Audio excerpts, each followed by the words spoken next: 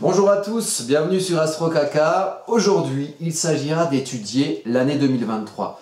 Alors, l'année 2023, dans ses principaux aspects astrologiques, j'ai décidé de l'étudier par le prisme du thème natal de l'année 2023. Alors, c'est bien simple, si vous voulez le faire chez vous, vous allez sur un site gratuit d'astrologie et vous tapez minuit 00 et vous avez le thème de l'année 2023. En fait, c'est le principe d'une révolution solaire.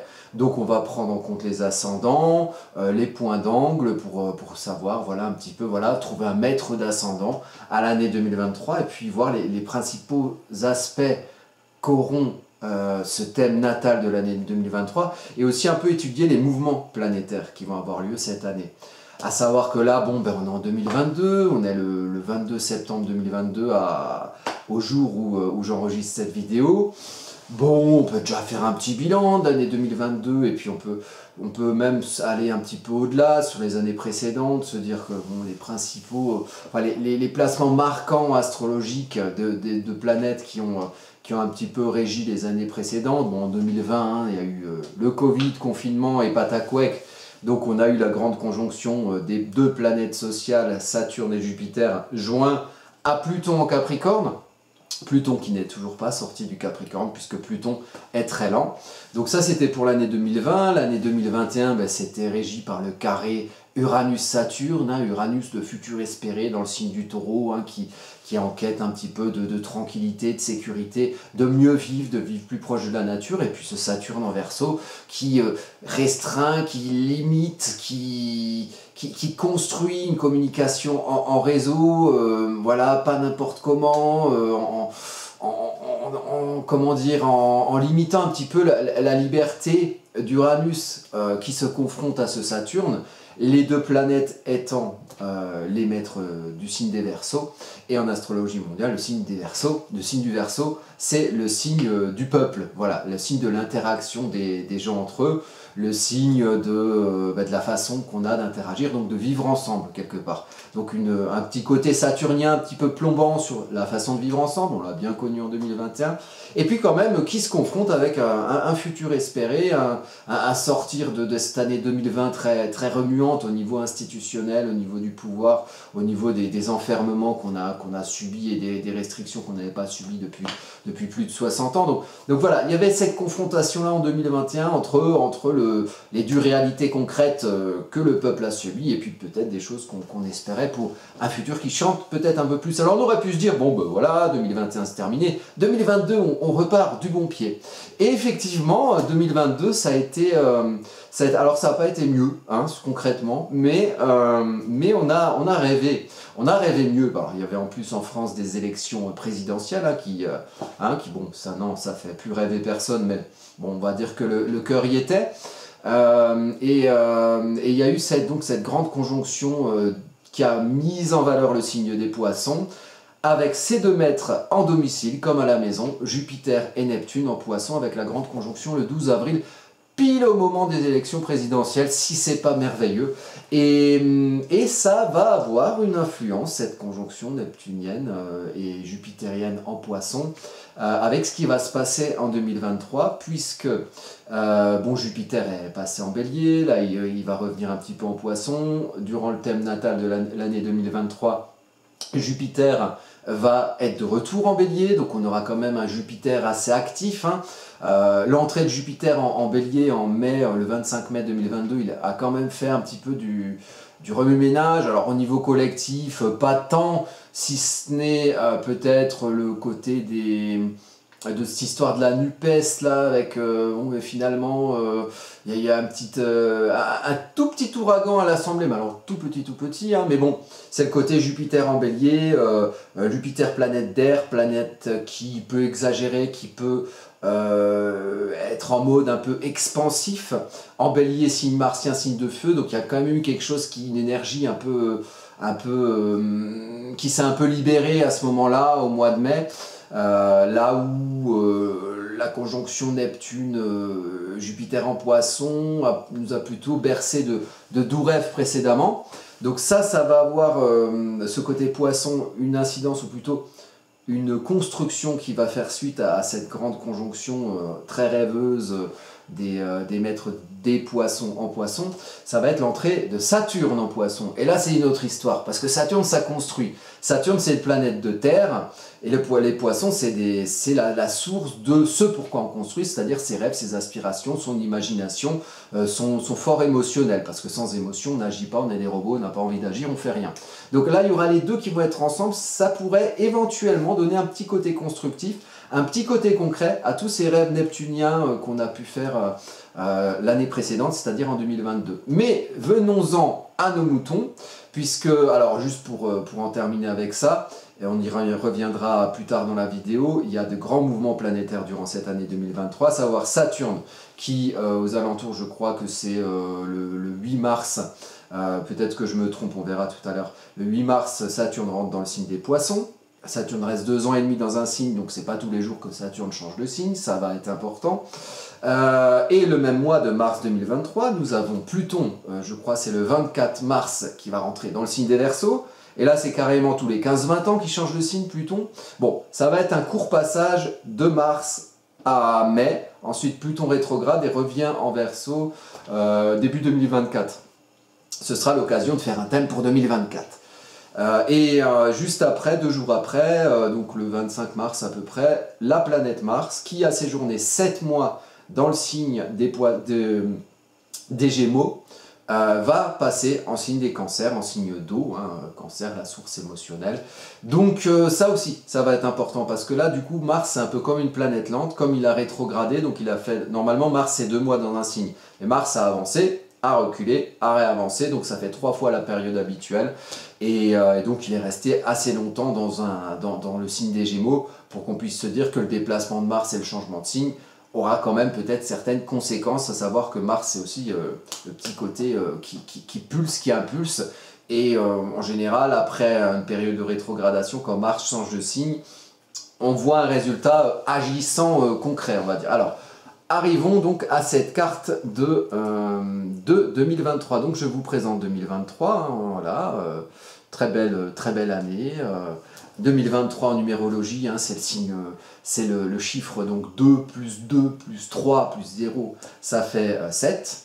Donc le chiffre 7 en numérologie, qu'est-ce que c'est? Bah, c'est tout bête, hein, vous allez sur internet, vous regardez, chiffre 7, signification, qu'est-ce qu'ils disent? Alors, non, ça c'est le tarot, mais le tarot, voilà, ça compte aussi. Alors, c'est le chiffre de la connaissance. En numérologie, le chiffre 7 signifie la connaissance, il est associé aux capacités intellectuelles et à la vie spirituelle. Si votre nombre de chemins de vie est le 7, vous êtes adepte de la recherche et de l'analyse, vous avez soif d'apprendre et de comprendre les choses qui vous entourent. Donc il y a un petit côté Gémeaux, il y a un petit côté Sagittaire aussi, hein, l'axe de la connaissance aussi, l'axe de la communication. On a quand même un petit côté avec ce chiffre 7 d'après la numérologie, dont je ne suis pas spécialiste, mais j'aime bien aussi aller voir les sciences et les spiritualités d'à côté, la numérologie, le tarot, hein, c'est toujours intéressant quand on fait de l'astrologie.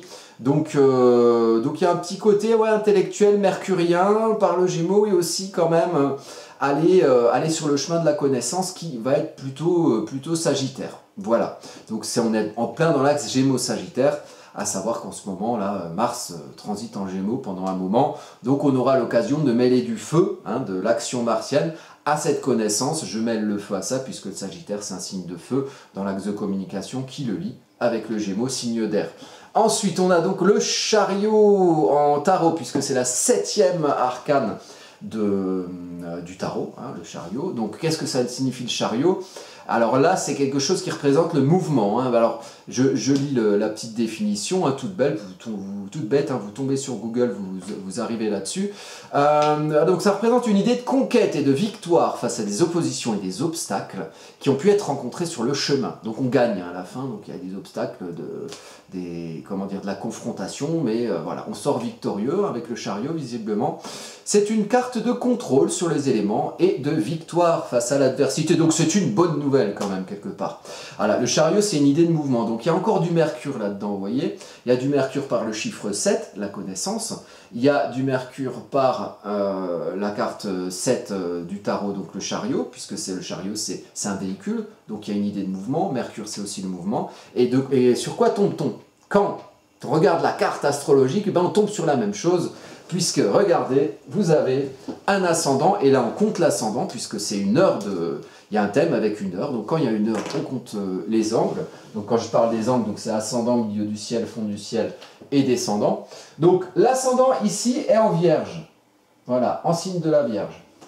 Alors, vous connaissez l'énergie de la Vierge, c'est le sens du détail, le discernement, le côté un petit peu rangé, on veut tout ranger dans des tiroirs, bien étiqueté pour savoir où toutes les choses sont pour ensuite les retrouver et les utiliser vers des applications concrètes qui pourront éventuellement aller vers du service ou vers du soin, vers de l'aide. Hein. La Vierge est altruiste, mais la Vierge est très rangée, voire parfois maniaque ou perfectionniste. Le maître de la Vierge, c'est le mental, le penseur, c'est Mercure. Donc on en revient à ça. Alors il faut regarder à un moment donné, mais où est le maître d'ascendant? Où est-ce qu'il agit? Alors le maître d'ascendant, est-ce qu'on le voit? Oui. Il agit ici en signe des Capricornes. Donc on a un ascendant de terre, donc un apprentissage pendant l'année qui va être Vierge, donc il va falloir apprendre à être un petit peu méticuleux, un petit peu minutieux pour pouvoir se servir de ce qu'on a compris vers quelque chose de concret. Donc on est dans le concret, on est dans la terre. Le maître d'ascendant de l'année 2023 va être Mercure en Capricorne. Alors attention avec ça, parce que forcément si on fait le thème natal de l'année 2023, le soleil va être en Capricorne, puisqu'on est au cœur de l'hiver et qu'on est dans la saison du Capricorne au moment de la nouvelle année civile. Ça c'est tout à fait normal. Donc que Neptune se trouve que Mercure se trouve en signe des Capricornes, c'est tout à fait normal aussi. Bon, mais bon, ça remet une couche de terre parce que c'était pas nécessaire que le maître d'ascendant soit Mercure. On aurait pu tomber sur n'importe quel ascendant, à part peut-être l'ascendant Gémeaux qui aurait aussi eu Mercure comme maître.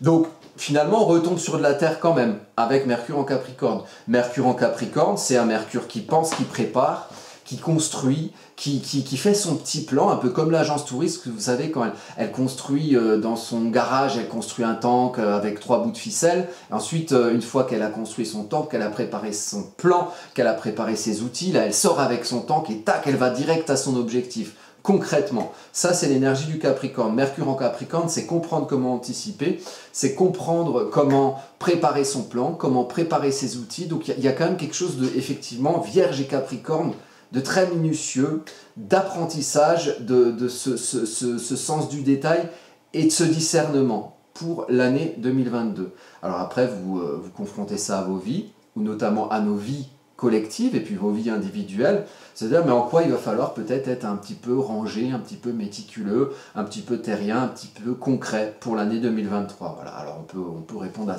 cette question de multiples façons, on va un peu le faire aussi en analysant les autres points du thème.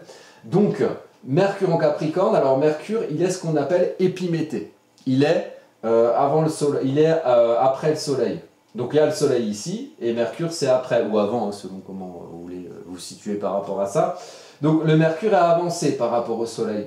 Donc d'abord, on voit, le soleil est clair, donc d'abord on voit, et une fois qu'on a vu, on réfléchit. Parce qu'il peut y avoir aussi des Mercures Prométhée qui sont avant le soleil, où là on anticipe. On anticipe. Prométhée, vous savez, c'est l'espèce de bonhomme qui a volé le feu aux dieux et après il s'est fait bouffer le foie pendant toujours. En fait, voilà, c'est pas cool. Il fallait pas voler le feu aux dieux. Hein. Il a tout faux Prométhée, ou il a tout vrai, mais en tout cas il a fait comme ça. Donc il y a le côté anticipé avec un Mercure Prométhée qui est avant le soleil, donc ça marche aussi pour votre thème natal à vous. Là ici on est sur un thème collectif du ciel mondial. Là c'est Mercure épiméthée. Donc il y a un côté un peu pas avant-gardiste, mais plus conservateur. Plus, bon, j'ai vu, alors je réfléchis, qu'est-ce qu'il faut faire? Voilà, une fois que le soleil a éclairé, on n'anticipe pas l'éclairage du soleil. On attend de voir, et après, on réfléchit. C'est un Mercure comme ça, donc ça rajoute aussi au côté minutieux Vierge, au côté préparé Capricorne, dans la manière de penser, dans le mental, dans la manière de se projeter en fait concrètement à travers ce qu'on a intellectualisé, à travers ce qu'on a formalisé avec des mots ou avec des paroles. Voilà. Mais les paroles commencent toujours par des mots puisqu'on dit les mots. En tout cas, c'est l'intellectualisation Mercure, on réfléchit. Donc une année avec de l'intellectualisation et du concret. Ça va être la toile de fond. Ensuite, donc qu'est-ce qu'on a de particulier ici?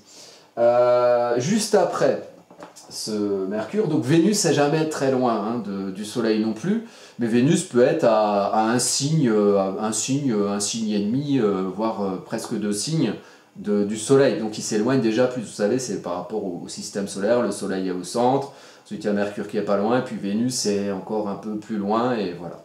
Donc à partir de Mars, par exemple, il peut être n'importe où par rapport au Soleil sur cette roue zodiacale, pas Vénus. Donc Vénus est ici, là, et Vénus est joint, donc toujours en signe du Capricorne, Vénus est joint par Pluton. Alors l'an dernier, si vous vous en rappelez, ou si vous avez étudié la question, on avait la conjonction Mars, Vénus, Pluton en Capricorne toujours, puisque Pluton n'avait pas bougé, enfin pas beaucoup, et cette conjonction-là a eu lieu au début de la guerre en Ukraine. Donc ça a été le marqueur de départ, donc Mars qui a joué le rôle de démarreur dans l'énergie, Mars-Vénus, subjectivité, Alia, Pluton, ce qui est sous-jacent, ce qui est un peu infernal, vous voyez, c'est Hadès, Pluton, le dieu des enfers, donc sous-jacent, lointain, invisible. En général, quand Pluton se mêle d'une conjonction, et d'une conjonction avec en plus d'une planète à côté, c'est jamais très joyeux. La conjonction de Pluton avec les planètes sociales, ça a fait le Covid par exemple, vous voyez, donc c'était pas très joyeux. La conjonction Mars-Vénus-Pluton avec les planètes personnelles, ça nous a provoqué la guerre en Ukraine, en ciel collectif. Et maintenant, alors Mars et Pluton prenaient le pas sur Vénus, puisque Mars est exalté en Capricorne, hein, c'est un Mars un peu un coureur de fond, hein, un peu il agit sur la durée, de manière concrète Capricorne, et puis Pluton en Capricorne, c'est vraiment quelque chose de sous-jacent, mais de préparé. Et Vénus, là-dedans, est un peu la douceur, la joie de vivre, le côté vénusien, le côté où on veut être bien avec son corps, on veut être bien, on veut être équilibré, on veut être dans la douceur vénusienne ou dans la séduction vénusienne. Mais Vénus est un peu seule là-dedans, hein, face à Mars et à Pluton, les 2 maîtres du Scorpion. Vénus en Scorpion, moi j'appelle ça souvent l'amour en zone de guerre, quoi. C'est pas cool. Donc là on y était, l'amour en zone de guerre, effectivement, hein, on fait toujours la guerre en nom de valeurs telle ou telle, hein, où je défends mon éthique, où je défends ma morale par rapport à la morale de l'autre, qui est pas la bonne, tati tata tati. Bref, donc Vénus, elle a été prise dans cette guerre-là. Là, il n'y a plus que Vénus et Pluton, puisque Mars est là en Gémeaux. D'ailleurs, est-ce qu'il y a... non, c'est pas... Je regardais s'il y avait un lien Mars, mais pas nécessairement. Peut-être un sesqui carré, effectivement, c'est un aspect mineur. Mais bon,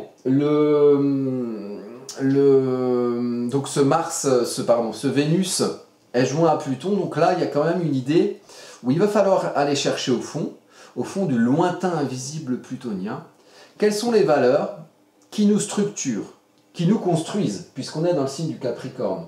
Ça va être aussi un petit voile de fond pour cette année-là.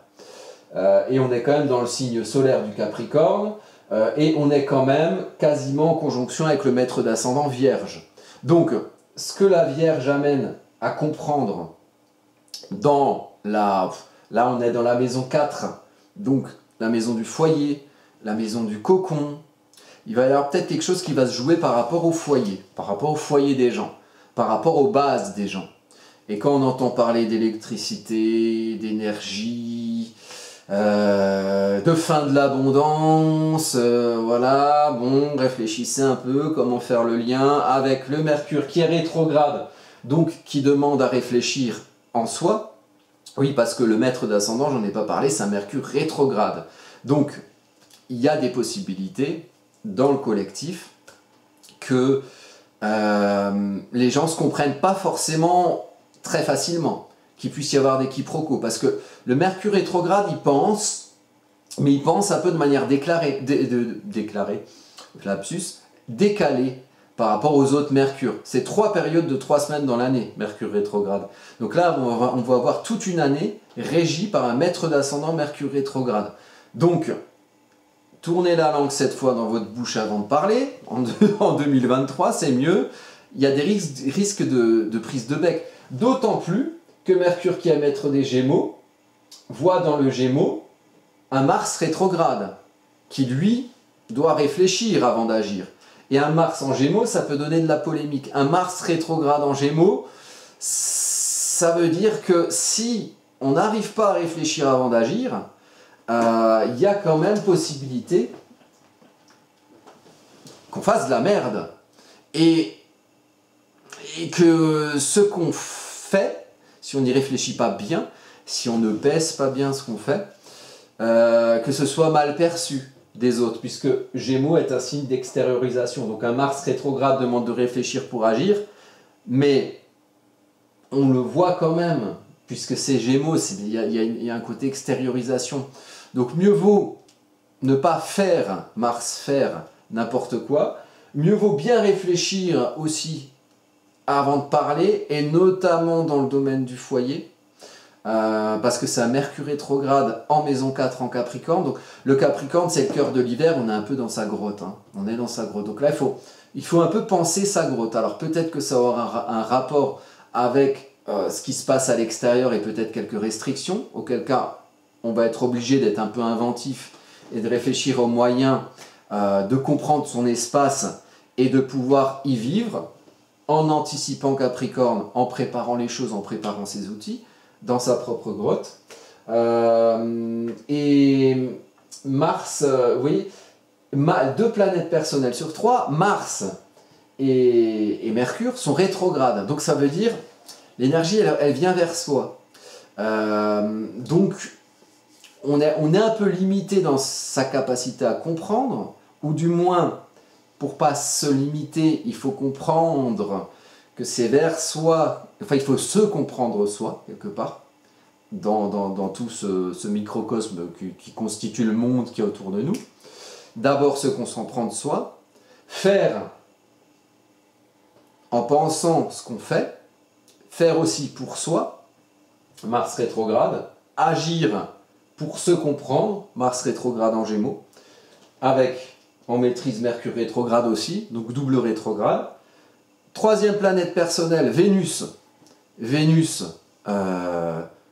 qui est avec Pluton, donc aller au fond de sa vérité, au fond des choses pour comprendre quelle valeur on a, ce à quoi on adhère, ce qu'on a envie de faire, ce qu'on aime, voilà, aller au fond des choses avec Pluton, aller comprendre dans les enfers qui constituent parfois notre fort intérieur, qu'on refuse parfois de voir, comprendre toute la vérité qui s'y trouve, même la moins ragoûtante, pour en sortir une vérité qui va faire que les valeurs avec lesquelles on se constitue vont être nos propres valeurs et pas celles du voisin.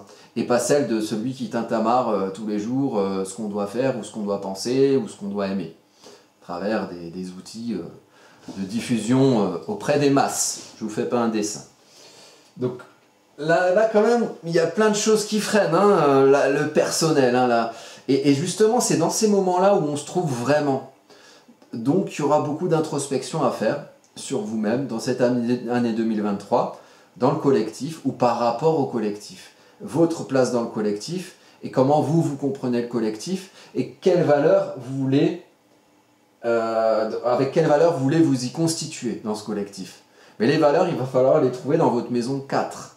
Votre vérité plutonienne, la vérité de vos valeurs vénusiennes par Pluton, il va falloir les trouver dans votre maison 4, donc dans votre foyer, dans votre intime, dans votre cocon émotionnel. La compréhension de tout ça, il va falloir la trouver là aussi, dans votre cocon émotionnel. On se replie sur ses bases. Et, une fois que vous aurez bien compris, vous ferez des choses en réfléchissant bien, en maison 9. Maison 9, c'est la maison des idéaux, mais des idéaux collectifs, des idéaux sociaux, la manière dont on pense les règles sociales. Ah tiens, ce serait bien qu'il y ait une loi sur ci, ce serait bien qu'il y ait une loi sur ça, une règle sur ça, une norme sur ça. Hein, c'est un peu ce qui régit la morale, l'éthique, les valeurs collectives qu'on construit à la source de ses propres valeurs personnelles, dans son propre cocon, maison 4. Donc ça va être très intéressant aussi. Mars rétrograde est à côté de la part de fortune. Donc, il y a quand même possibilité qu'il y ait des circonstances favorables si vous réussissez bien à maîtriser ce Mars rétrograde à travers lui-même une maîtrise d'un Mercure rétrograde. Donc, bien comprendre ce que vous avez en vous, bien préparer les choses, bien réfléchir dans votre cocon. Qu'est-ce que vous voulez préparer, qu'est-ce que vous voulez construire? Et une fois que vous faites, vous prenez en compte ce qui se passe autour, le social, vous réfléchissez avant d'agir, et pour ça, pour réfléchir avant d'agir et éventuellement pour agir, après mûre réflexion, vous aurez peut-être des circonstances favorables. Ça, c'est intéressant aussi. Donc, c'est pas complètement dans l'inaction. Il y a quelque chose qui dit, bon, si tu fais bien ton taf, t'auras du gâteau, t'auras une récompense, j'en sais rien. Bon, bref, la part de fortune.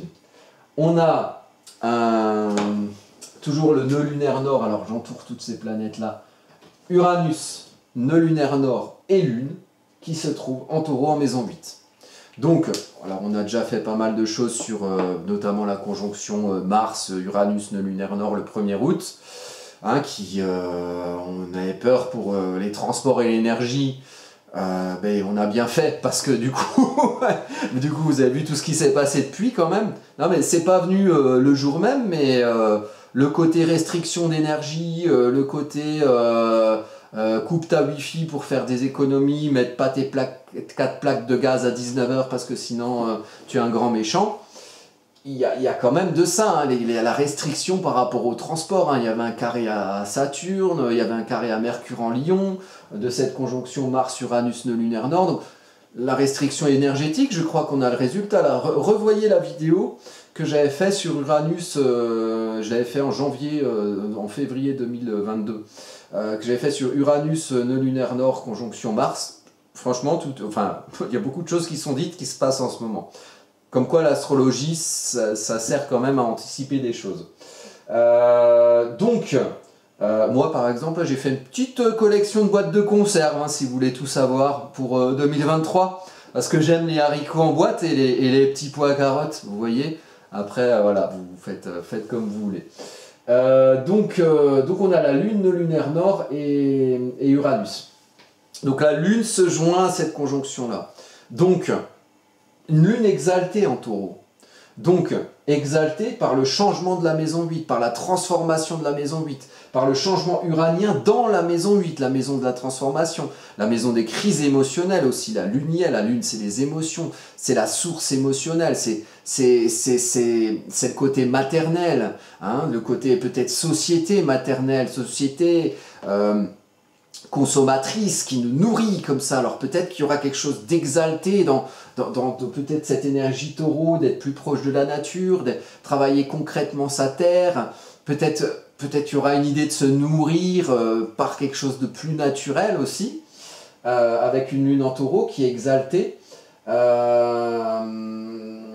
Et puis comment dire, le fait d'être en confort avec ça, avec le fait d'être plus proche de la nature, être en confort avec la transformation de la maison 8, plutonienne, hein, maîtrisée par Pluton, qui est conjoint à Vénus. Donc peut-être voilà, des changements de valeurs qui vont nous transformer, un destin collectif qui s'y mêle, et puis Uranus, hein, toujours qui bouscule le taureau dans son précaré. À un moment donné, il faut changer de précaré. Il faut changer de précaré, sinon je te fous plein d'orage et je t'en fous plein la gueule jusqu'à ce que tu acceptes d'évoluer et de changer. Bref, ça va twister. Faudrait que j'en parle plus longtemps, mais voilà, c'est une vidéo, on est obligé de résumer ici. Si vous voulez en savoir plus, vous me posez des questions en commentaire. Et puis si vraiment vous voulez faire votre thème natal de l'année, il y a mon lien en tant qu'astrologue, où voilà, on peut travailler ensemble si vous voulez aller plus loin, avec plaisir. Donc voilà, il y a tout ce côté changement ici. Le taureau qui maîtrise Vénus.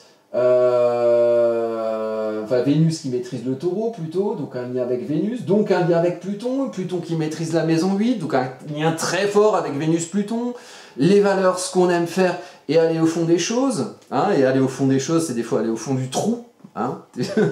Voilà, il y a un côté cocon aussi, hein, d'être au fond de son trou, et c'est au fond de son trou, visiblement ici, qu'on va comprendre sa propre vérité, qu'on va comprendre quelle valeur on veut avoir et on veut véhiculer par un Mars rétrograde en Gémeaux également. Voilà. Attention à la lune parce qu'elle elle maîtrise le cancer. Et en cancer, il y a qui? Il y a qui? Il y a qui? Il y a qui? Il y a quoi? Il y a la lune noire hein, qui est proche du milieu du ciel. Milieu du ciel, accomplissement social et professionnel. Milieu du ciel qui est en aspect quinconce exact avec la conjonction Vénus-Pluton. Ok, donc on fait le lien entre tout ça. Hein, on fait son petit mastermind, on fait ces petites combinaisons. Bon. Il y a un lien évident avec le domaine social, avec l'application des règles par le milieu du ciel, avec le pouvoir par le milieu du ciel, avec peut-être votre pouvoir, mais attention, il y a une lune noire en cancer. Donc, on est toujours dans cette idée de chantage affectif, de chantage émotionnel.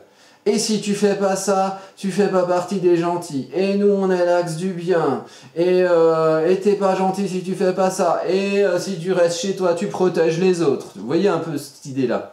Lune noire en cancer, c'est typiquement ça. Attention à l'enfermement émotionnel au nom du fait qu'on est gentil, au nom du fait qu'on protège la veuve et l'orphelin. En cancer, c'est le signe des chevaliers. Il y a un truc à travailler là-dedans. Peut-être pour se dépêtrer d'un chantage collectif, d'un chantage émotionnel collectif qu'on subit depuis un moment. Une lune noire en cancer, ça sert à travailler ça. Pour voir ce qui se passe en cancer, on va en face, on va en Capricorne. En Capricorne, il y a quoi? Il y a le soleil qui éclaire. Alors c'est normal, on est en début d'année, hein, c'est normal que le soleil soit là, mais la lune noire, elle n'est pas obligée d'être là. Donc à un moment donné, il va falloir comprendre ce qu'on construit dans notre cocon, l'éclairer, y mettre tout notre ego, tout ce qui est visible, hein, ce qui est visible, c'est ce qui permet de voir une lune noire et de voir peut-être l'ombre qui fait qu'on a agi par un certain chantage affectif, éventuellement. Après, on peut l'interpréter de la manière dont on veut l'interpréter. Moi, je le fais comme ça. Voilà, après, ça m'appartient. Et puis, si vous suivez mon raisonnement, ça peut aussi vous appartenir. Chacun fait comme il veut. Chacun voit midi à sa porte. Midi, c'est le soleil. Le soleil, il éclaire en face au point priable de la lune noire. Donc peut-être qu'il faut aller chercher dans l'énergie Capricorne construite, structurée, ce qui n'est pas compris, ce qui n'est pas conscientisé. Dans l'énergie lunaire du cancer, la lune est au changement, la lune est aux crises émotionnelles, la maison 8 c'est le scorpion, la maison 8 c'est à un moment donné, il faut qu'on réussisse à comprendre les émotionnels qui peuvent diverger, qui peuvent être divergents, pour aller au-delà et créer en maison 9 une règle commune qui fasse qu'on puisse tous bien fonctionner ensemble. Voilà.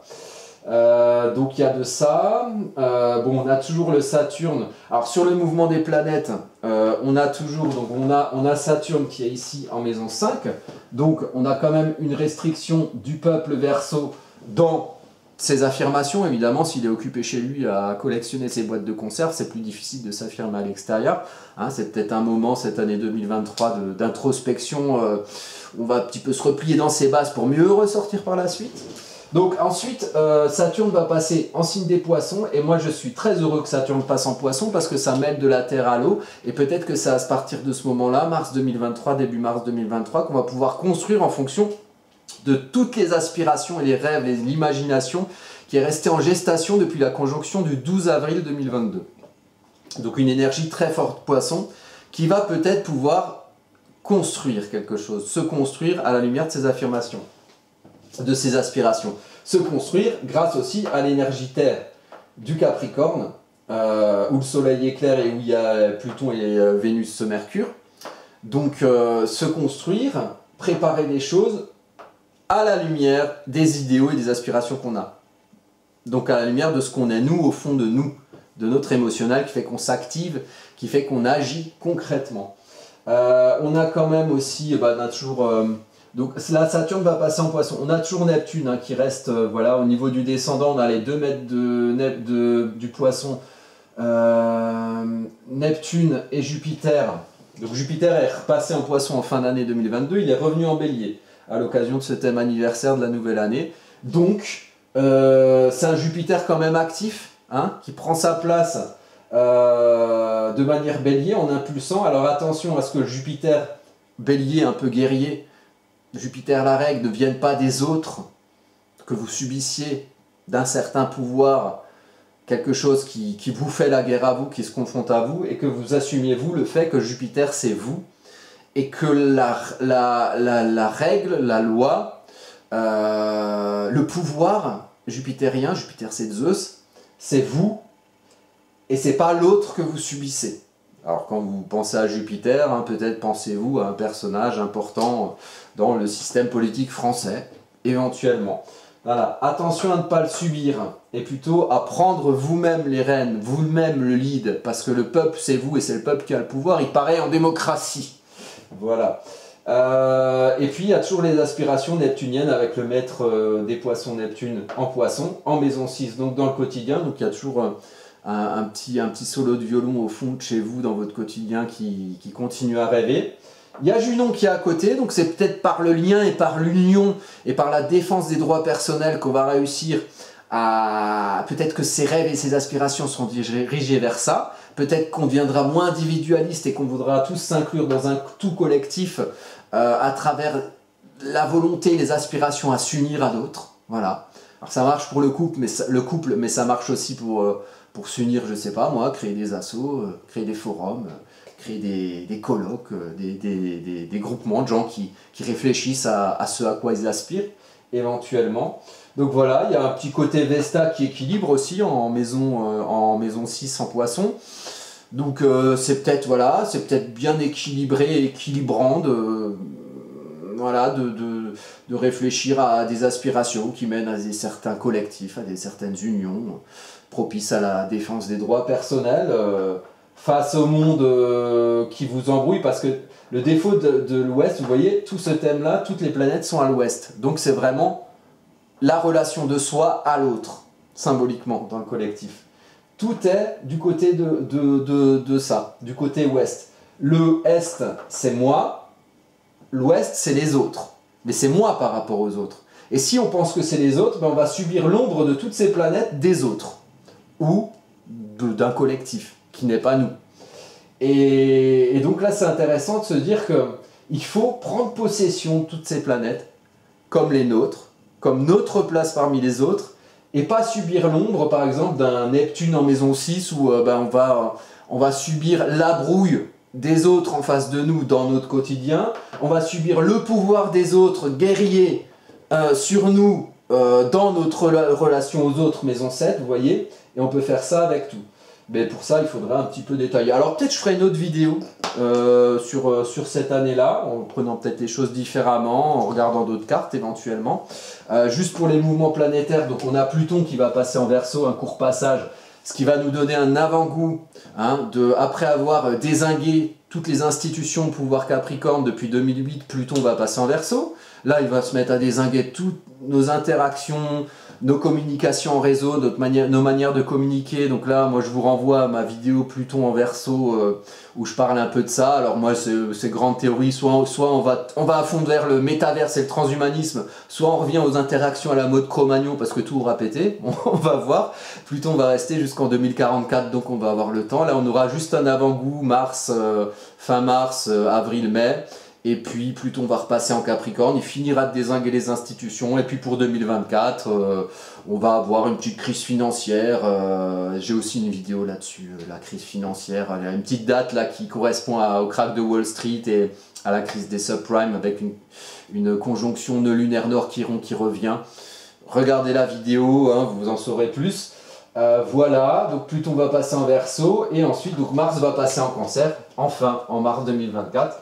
Et symboliquement, il va rejoindre cette lune noire. Donc peut-être que si on réfléchit bien à la manière dont on agit et où on diffuse son action, ou à la manière dont on peut polémiquer, où justement il faudrait peut-être plus réfléchir avant de polémiquer et être plus constructif, peut-être que ça va rejoindre ce qui n'est pas forcément conscientisé dans l'ombre du Cancer, à savoir l'enfermement émotionnel, l'enfermement, le côté mère qui garde ses enfants dans son cocon, sous son joug, parce qu'elle est tellement gentille, elle veut tellement garder ses enfants avec elle, qu'elle les empêche d'aller sortir, d'aller prendre le soleil, d'aller prendre la lumière pour s'affirmer comme les petits lions, comme les jeunes lions qu'ils sont. Hein, il y a le côté enfermement par du chantage émotionnel et affectif. Voilà. Donc, eh bien, écoutez, on va en rester là, on va mettre ça en suspens. L'année 2023, c'est une présentation En aucun cas on a été au fond des choses, c'est juste un petit teaser, voilà, peut-être je ferai d'autres vidéos là-dessus.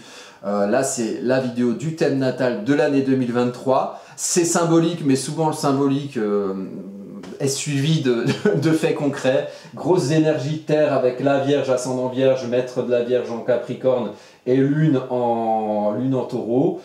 Gros changement, grosse transformation maison 8, grosse énergie d'aller trouver sa voie dans son cocon, dans sa maison 4, dans son foyer, dans son intime, aller épuiser ses valeurs et aller réfléchir à ce à quoi on aspire, réfléchir peut-être à ce qui nous empêche de nous affirmer dans le collectif par Saturne, réfléchir à c'est quoi ces histoires de chantage émotionnel, pour ensuite agir peut-être de la meilleure manière pour construire quelque chose avec un Saturne en Poisson à la lumière de nos aspirations. Voilà, je vous dis à bientôt pour de prochaines vidéos.